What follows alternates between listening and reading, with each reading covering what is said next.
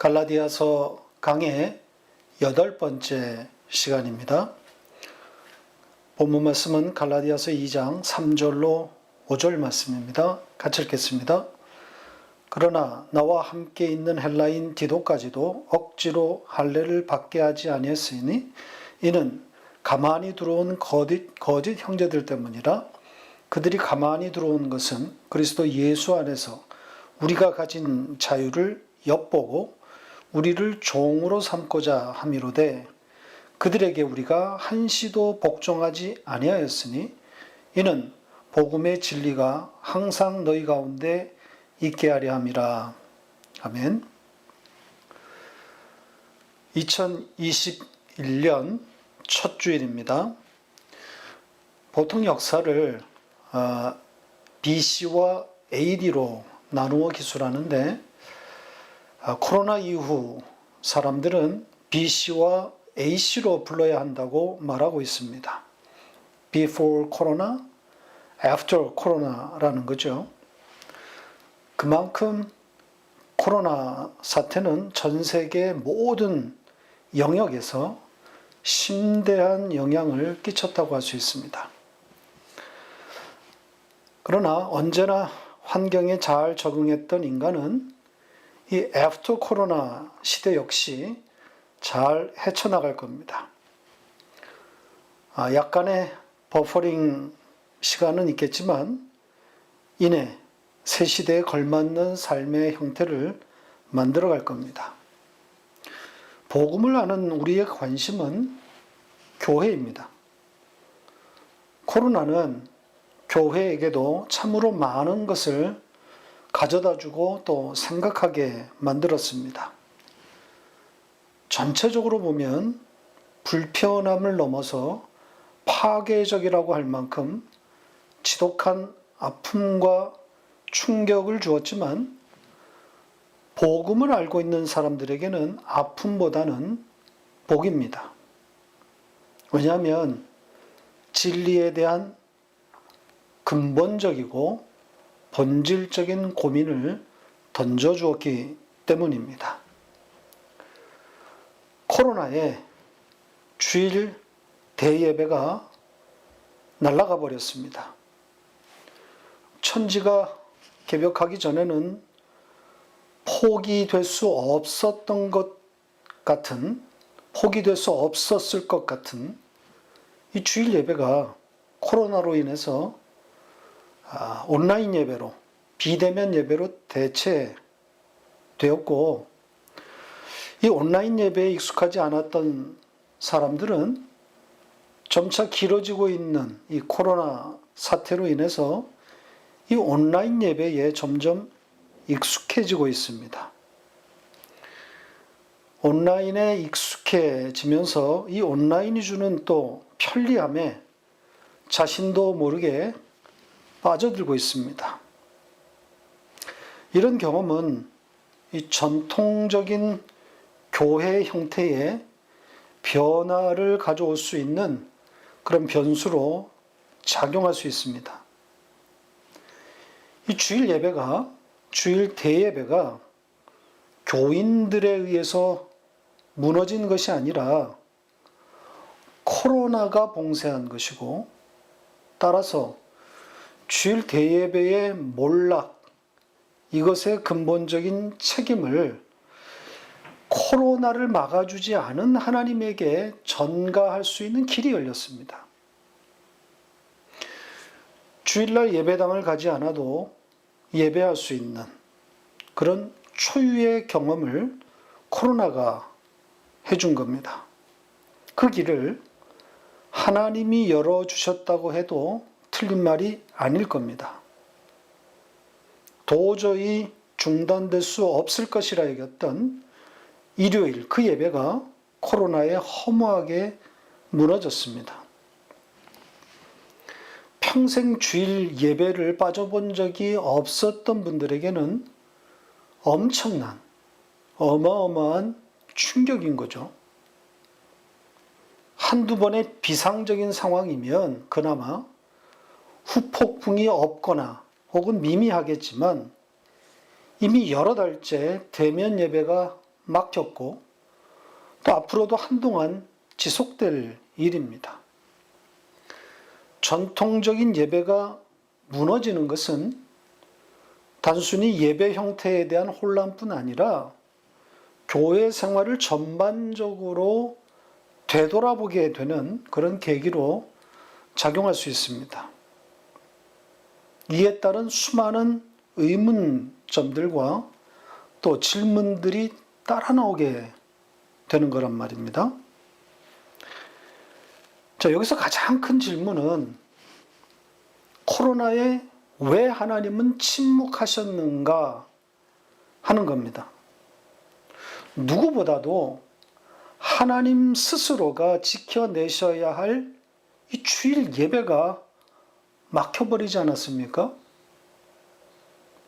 더구나 실증적인 경험으로는 공권력에 맞서서 대면 예배를 강행했던 그런 순교적 열심을 낸 사람들이 코로나에 맥없이 쓰러졌단 말입니다. 하나님을 감동시키겠다고 하나님을 감동시키는 예배를 드렸다가 벼락을 맞은 꼴이 되어버렸습니다.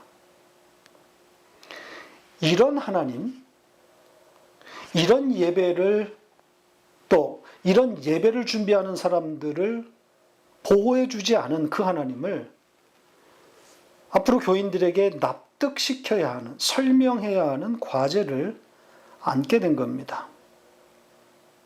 비대면 예배의 편리함을 경험한 교인들의 이탈도 방지해야 하지만 하나님에 대한 근본적인 의문이 풀려야 하는 거죠. 자, 이에 대한 적절한 답인지는 모르겠으나 말라기 선지자 시대에 하나님이 이 유대의 제사에 대해서 하신 말씀을 한번 떠올려 봅니다. 말라기 1장 10절입니다. 같이 읽겠습니다. 만군의 여호와가 이르노라 너희가 내 제단 위에 헛되이 불사르지 못하게 하기 위하여 너희 중에 성전 문을 닫을 자가 있었으면 좋겠도다. 내가 너희를 기뻐하지 아니하며 너희가 손으로 드리는 것을 받지도 아니하리라. 형식은 모두 갖추었고 예배를 받으실 대상인 하나님도 정확하게 규정했는데 하나님은 받지 않으셨단 말이죠. 왜 그런가요?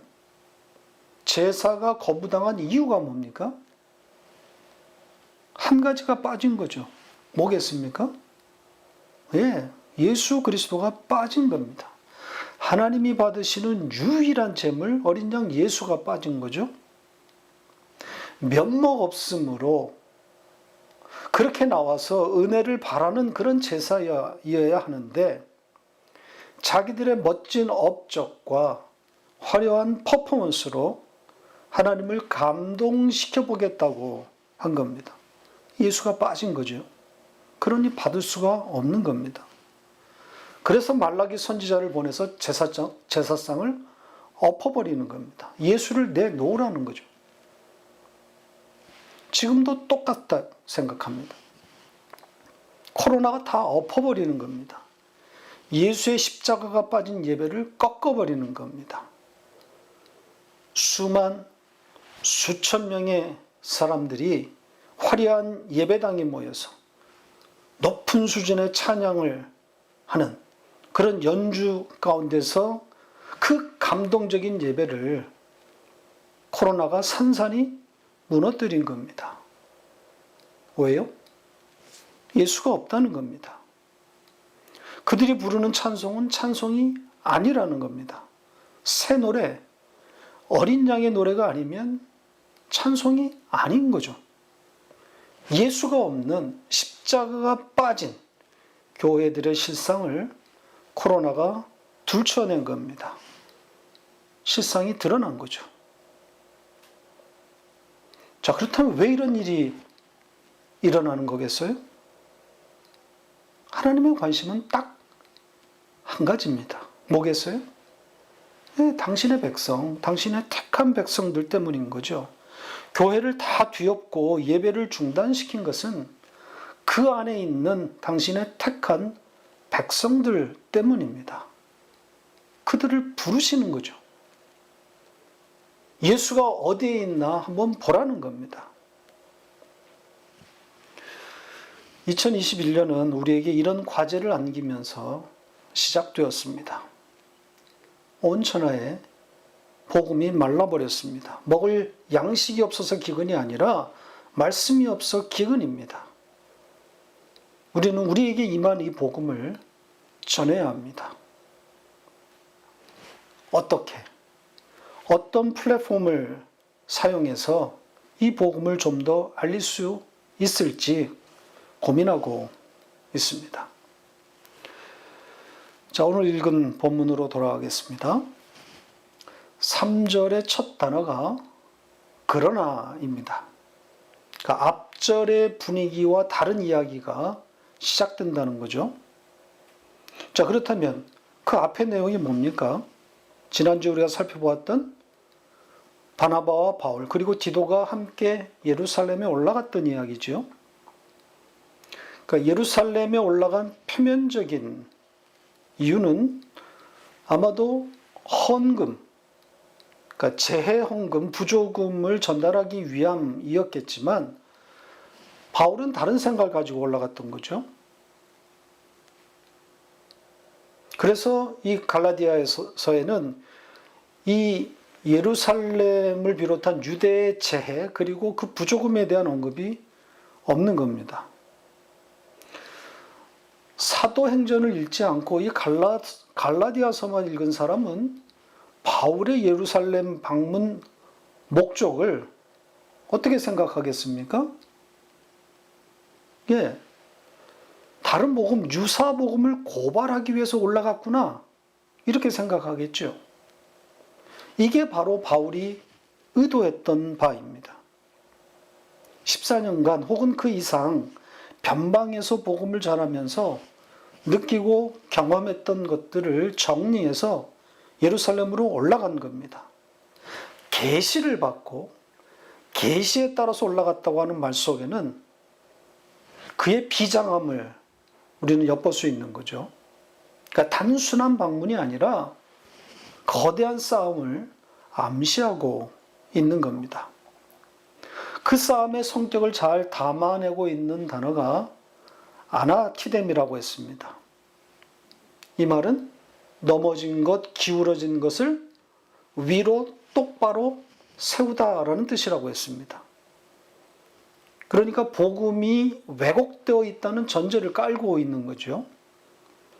지금 예루살렘에서 일어나서는 안 되는 일이 일어났다고 하는 그런 전제입니다. 1차적으로는 다른 복음을 직접적으로 전하는 자들, 바로 그들에 대한 시정이고, 바울이 좀 더 심각하게 혹은 더 그것보다 관심을 갖고 있는 부분은 이 유력자들에 관한 것이라고 할 수 있습니다. 그러니까 다른 복음이 유통되는 것을 막을 수 있고 혹은 막아야 하는 그런 위치에 있는 이 유력자들이 안이하게 혹은 심지어 동조하고 있는 것은 아닌가 의심하고 있는 거죠.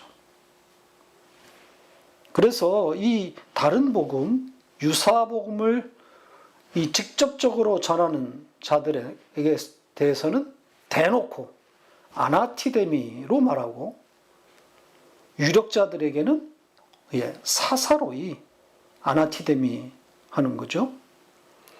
그러니까 이 사사로이라고 하는 것은 따로 은밀하게 만났다는 그런 뜻이 담겨 있는 것이고, 그렇게 만나서 아나티데미로 말한 겁니다. 그러니까 공의, 단순히 의견을 제시한 것이 아니라 시정을 요구한 거죠. 방식은 달리했지만 내용은 같은 겁니다. 그러니까 유사복음을 직접 전하는 그런 거짓 형제나 위력자들에게 공의, 시정을 요구한 겁니다. 그러면서도 이 유력자들에게는 사사롭게 따로 은밀히 만나서 시정을 요구한 것은 어떤 목적이 있었습니까? 뭐라고 말하고 있습니까? 바울이 지금까지 달려온 것, 그리고 지금도 달리고 있는 그것이 헛되지 않기 위함이라고 그러죠. 그러니까 거짓 형제들, 직접 지금 유사복음을 전하고 있는 그들에게 한 것 같이 그렇게 대놓고 하지 않고 따로 은밀히 유력자들을 찾아가서 시정을 요구한 것은 자기의 노력이 수포로 돌아가지 않기 위함이다. 이런 말입니다. 자, 이게 어떤 의미인지 정확하게 파악하기란 매우 어렵습니다. 왜냐하면 당시 예루살렘의 상황, 또 특히 유력자들과 관련된 자세한 정보가 없기 때문에 추측만 우리가 하게 되는데, 이 유력자들을 따로 은밀하게 찾아가서 시정을 요구한 어떤 속사정 혹은 그럴 만한 이유가 있었을 겁니다. 바울의 위치나 혹은 영향력 이런 것이 예루살렘의 유력자들에 비해서 현저히 떨어졌다면 아마 그럴 것으로 추측이 되는데, 그래서 전면적인 싸움을 하기보다는 유력자들을 한 사람 한 사람 따로 만나서 각계격파식의 전략으로 그렇게 해석할 수도 있을 겁니다. 그러니까 예루살렘 공회를 상대로 전면적인 투쟁을 벌이다가 일방적으로 매장을 당하게 되면 지금까지 바울이 변방에서 애써왔던 일들이 졸지에 무산이 될까, 무너질까 염려할 수 있었을 겁니다. 2000년이 흐른 지금이야 바울이 절대적인 위치에 있지만, 당시의 바울은 예루살렘의 유력자들의 시각에서 보면 변방의 애숭이, 새끼 목사인 거란 말이죠. 그러니까 이런 위치에 있었던 바울은 나름 최대의 효과를 얻기 위한 그런 고육지책이었을 수도 있습니다. 그러니까 예루살렘 교회의 권위를 가능한 한 훼손시키지 않으면서도 해야 할 이야기는 확실히 전달할 수 있는 길을 모색했다. 이렇게 말할 수 있는 거죠. 자, 여기까지가 2절의 내용입니다. 자, 이렇게 애쓰고 이렇게 노력했는데 어떻다는 겁니까?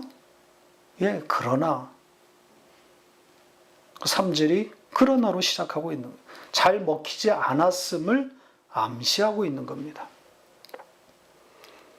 그러니까 사실 바울의 그 예루살렘을 방문한 목적대로, 바울이 의도했던 대로 예루살렘에서 이 유사복음에 대한 자기의 의견이 잘 반영됐다면 갈라디아서의 내용이 달라졌겠죠. 그러니까 다른 복음에 대한 내용으로 이 점철된 이 갈라디아서가 아마 존재하지 않을 수도 있었을 겁니다. 저는 이 패턴, 이 그러나의 이 패턴, 이것이 복음의 길을 가는 자들이 걷게 되는 숙명이라 생각합니다. 십자가, 즉 똑바로 선 거죠. 우리가 설득당한 그 은혜의 복음, 이것은 너무나 분명한데, 그래서 모든 사람이 받기에 합당한데, 그러나 그것을 받는 사람은 없더라는 겁니다. 세상이 받지 않는 것은 당연한 것이고, 받을 만하게 보이는 그런 교회들이 받지 않는 겁니다. 요한복음 1장에서 말하고 있는 것처럼 오로지 자기 백성들, 그러니까 하나님이 부르신, 하나님이 설득하신 그들만 그 빛을 영접하게 되는 거죠. 자, 요한복음 1장 9절로 13절입니다. 같이 읽겠습니다. 참빛 곧 세상에 와서 각 사람에게 비추는 빛이 있었나니 그가 세상에 계셨으며 세상은 그로 말미암아 지은 바 되었으니 세상이 그를 알지 못하였고 자기 땅에 오매 자기 백성이 영접하리 아니하였으나 영접하는 자 곧 그 이름을 믿는 자들에게는 하나님의 자녀가 되는 권세를 주셨으니 이는 혈통으로나 육정으로나 사람의 뜻으로 나지 아니하고 오직 하나님께로부터 난 자들이니라. 자, 여기도 그러나입니다. 자기 땅에 그 빛이 왔는데 자기 백성은 영접하지 않습니다. 그러나 영접하는 자, 그 이름 안에서 설득당한 자들이 있다는 거죠. 자, 여기에 자기 땅의 자기 백성은 누구고 영접하는 자들은 각각 누구겠습니까? 그러니까 영접할 것처럼 보이는 자기 땅의 자기 백성들은 영접하지 않는다는 것이고, 이런 자들이 아닌 하나님이 그 아들의 이름 안에서 설득하는 그들만 영접한다는 거예요. 바울은 자기가 전하는 이 은혜의 복음이 예루살렘에 의해서 거부당하는 그런 좌절을 경험했을지 모릅니다. 전면적인 거부는 아니더라도 이 유사복음, 이 다른 복음에 어정쩡한 태도를 보이고 있는 예루살렘의 유력자들을 보면서 암울한 생각을 가졌을 겁니다. 불길한 생각이 드는 거죠. 예루살렘 본부가 이 다른 복음에 대해서 명쾌하게 정리하지 못함으로 그래서 벌어지게 될 앞일, 일어날 일을 생각하지 않을 수 없었을 겁니다. 복음은 천하 만국을 향해서 퍼져나가고 있는데 그 복음이 은혜의 복음이 아닌 유대교의 그 색채가 덮인 유사 복음이 될까 염려하는 겁니다. 복음의 외연은 확장되는 듯하나 정작 내부는 무너지고 있는 거죠. 지금 선교 현장에서 일어나고 있는 현상이 이런 것 아닙니까?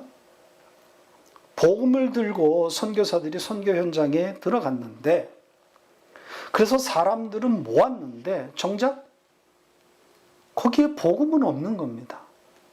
기독교라는 종교적 껍데기만 풍성한 거죠. 어디서 문제가 된 겁니까? 선교사들이 들고 간 복음, 그것이 유사복음이었던 거죠. 다른 복음을 들고 들어간 겁니다. 예수와 십자가는 문의일 뿐이고 사람을 끌어모으는 그런 기술을 등장시켜서 예수를 가르치고 예수를 전하는 것이 아니라 신비와 기복, 그리고 조금 건전하면 윤리와 도덕, 이런 교훈만 가르치고 있는 겁니다. 그러니까 선교사도 복음을 모르고 그에게 배운 사람들도 복음을 모르는데 사람들만 득실득실 모이는 요상한 교회가 되는 겁니다. 이것은 전하지 않은 것보다 못한 겁니다. 바울이 염려하는 것이 이런 것이 아닐까 추측해 봅니다. 결국 바울의 이런 염려대로 온 세계는 다른 복음에 잡혀 먹히게 되는 겁니다. 그러나의 역사인 거죠. 은혜의 복음이 대세가 되는 그런 세상이 오지 않는 거죠. 바울은 이런 좌절을 통해서 대단한 기독교를 지우고, 생각 가운데서 지우고, 조촐하게 자기 하나 간신히 구원되는 그런 부끄러운 구원을 보게 되는 겁니다. 잠시 기독교의 그 세상, 기독교가 세상이 되는 그런 꿈을 가졌을지는 모르지만 이내 포기하고 하나님의 택한 백성들을 하나라도 만날 요량으로 땅끝을 향했다고 할 수 있습니다. 우리가 잘 아는 대로 그는 에베소에서 두란노 소원을 세워서 2년간 매일 강론하면서 또 거기에 기적과 이사를 나타내면서 그럴 때는 아마 온 세상이 이 복음으로 바뀔 것이라 그렇게 꿈꿨을지 모릅니다.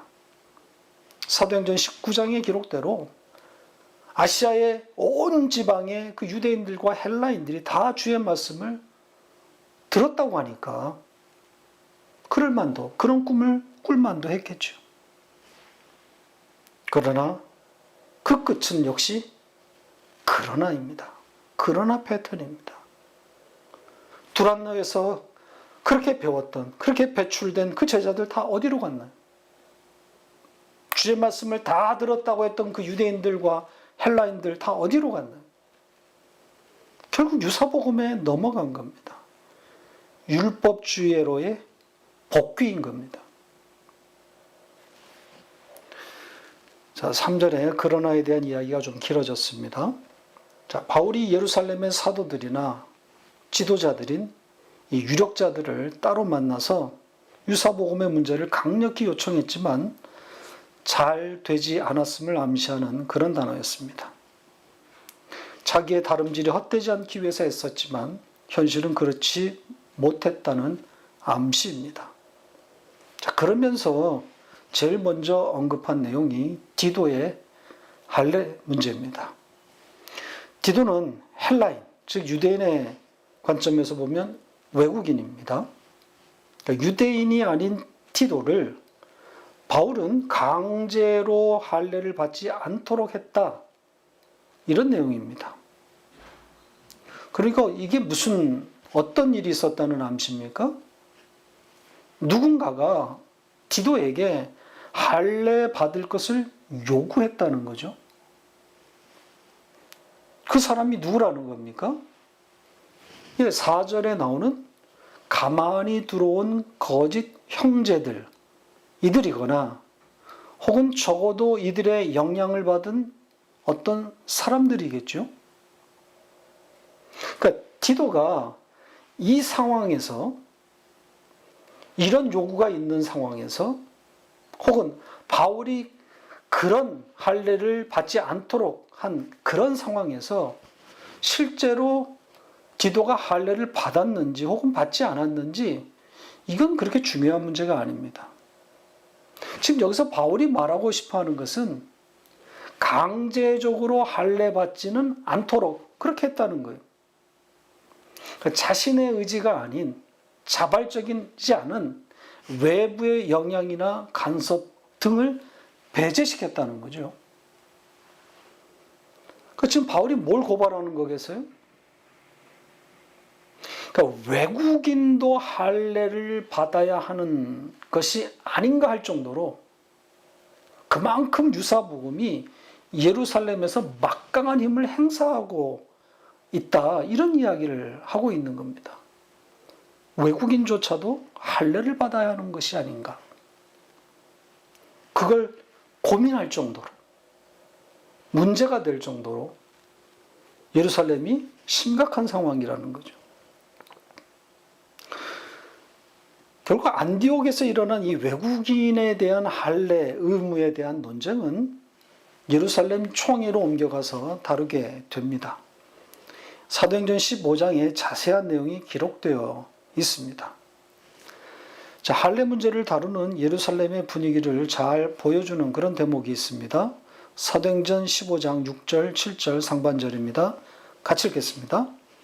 사도와 장로들이 이 일을 의논하러 모여 많은 변론이 있은 후에 베드로가 일어나 말하되, 여기에 이 일이라고 하는 것은 바로 외국인의 할례 의무 이행 문제입니다.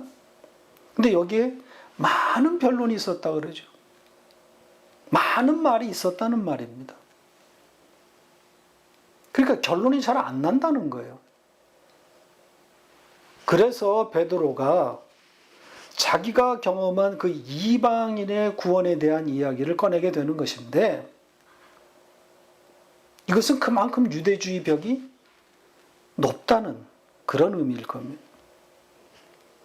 그러니까 베드로가 이렇게 용기 있게 자기의 경험을 통해서 이런 주장을 하게 되니까 그제서야 야고보 장로가 등장해서 마무리를 짓게 됩니다. 그리고 결국 결정한 내용은 할례에 대한 직접적인 내용이 아니라 할례 문제를 상정한, 그 문제가 터진 그 안디옥 교회에다 예루살렘 총회는 바울과 바나바를 신임한다, 이런 내용입니다.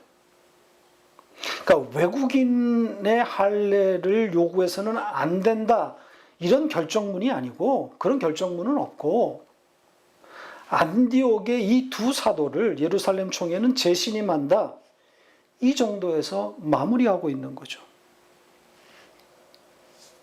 그러니까 결과적으로 제대로 처리하지 못한 겁니다.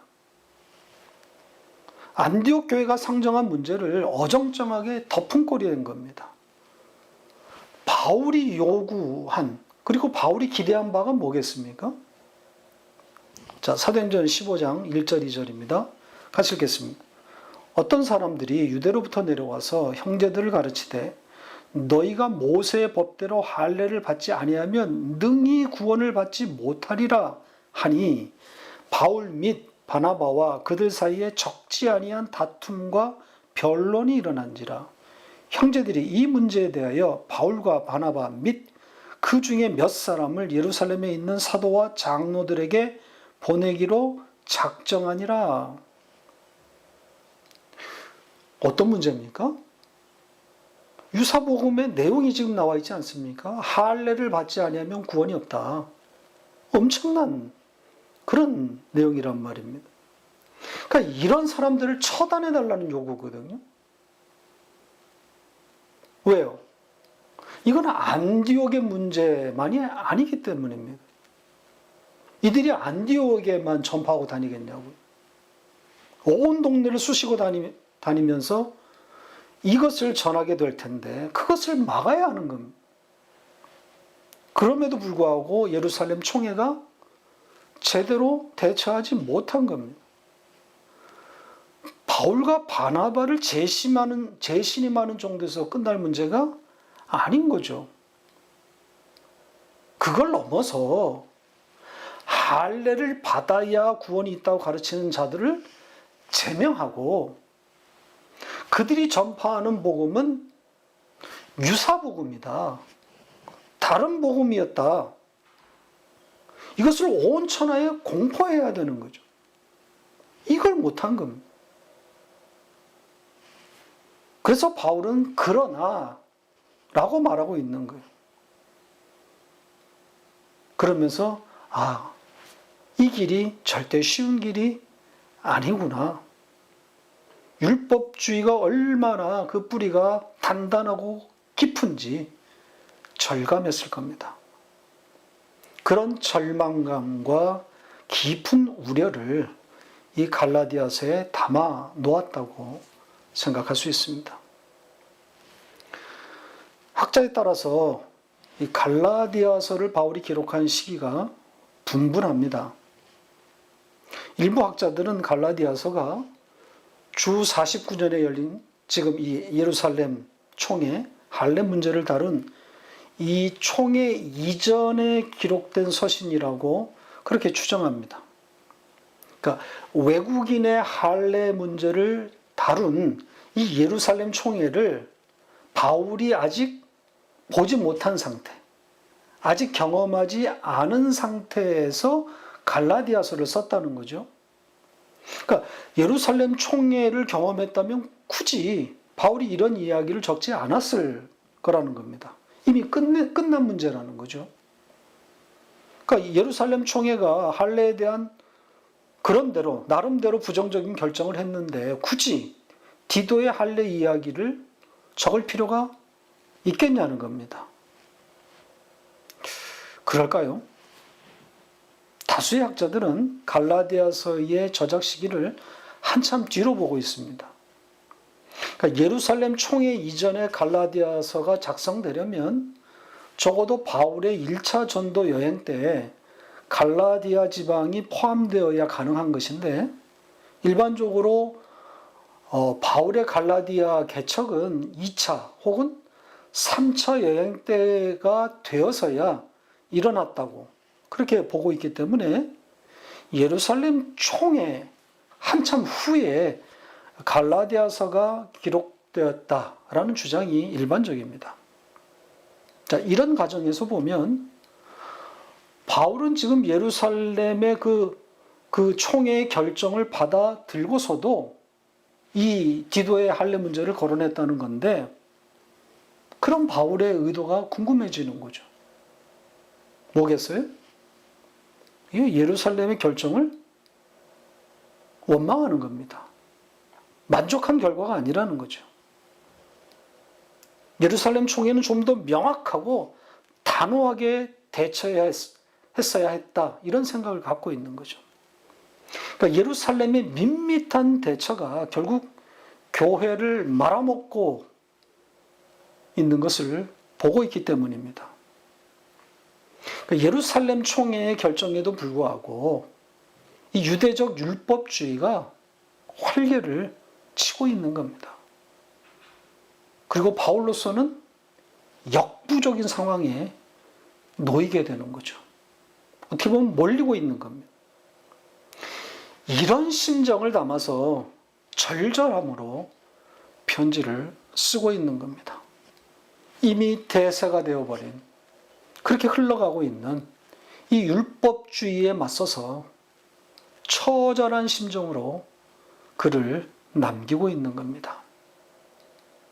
이미 바울은 뒷방 늙은이 취급을 받고 있는 그냥 잊혀진 노사도의 그런 처절한 편지인 거죠.